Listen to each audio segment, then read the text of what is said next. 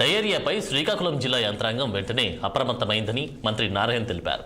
నాగులు సచివాలయాల పరిధిలో 102 కేసులు నమోదయ్యాయని చెప్పారు. 17 మంది డిశ్చార్జ్ అయ్యారని, 85 మంది ఆసుపత్రిలో ఉన్నారని, 2 కిడ్నీ సమస్యతో తీవ్ర ఇబ్బంది పడుతున్నారని చెప్పారు.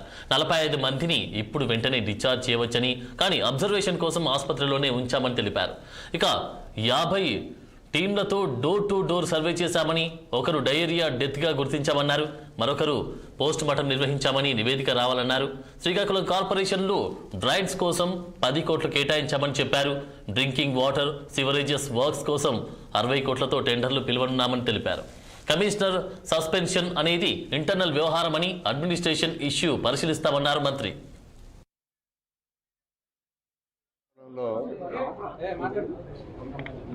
సోమవారం నుంచి డయేరియా కేసులు ఐడెంటిఫై కావటం జరిగింది.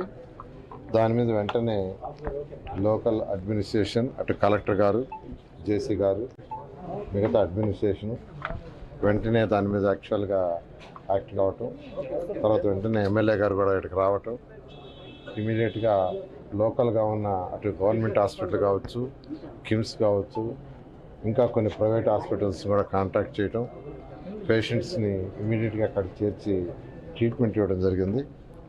అయితే మొత్తం ఇంతవరకు 102 కేసులు వచ్చినాయి. అందులో 13 వచ్చి డిశ్చార్జ్ అయిపోయినాయి. మరొక 85 కేసులు హాస్పిటల్లో ఉన్నాయి. ఈ 85 కేసుల్లో కూడా 2 కేసులు తప్ప మిగతా అన్ని స్టెబిలిటీగా ఉన్నాయి. ఆ 2 కేసులు కూడా యాక్చువల్గా డయాలసిస్ అవసరమై డయాలసిస్ చేస్తున్నారు. నేను హాస్పిటల్స్కి అడ్మినిస్ట్రేషన్ అండ్ ఎమ్మెల్యే గారు పోయి యాక్చువల్గా అందరినీ కలవటం జరిగింది. ఇవన్నీ 4.5 సచివాలయం ఏరియాలో సచివాలయ